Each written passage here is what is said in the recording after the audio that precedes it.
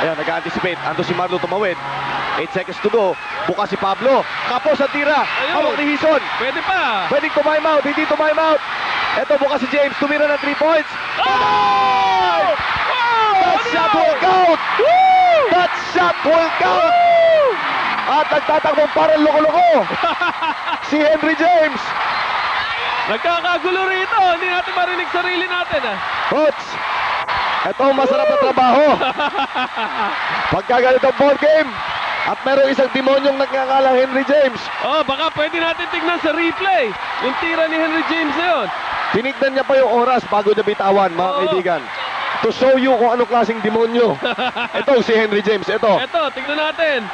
Sinasabi namin dito sa point na to, may timeout pa, may timeout. Ang layo niya. Mga 3 hakbang pa yan sa 3 points.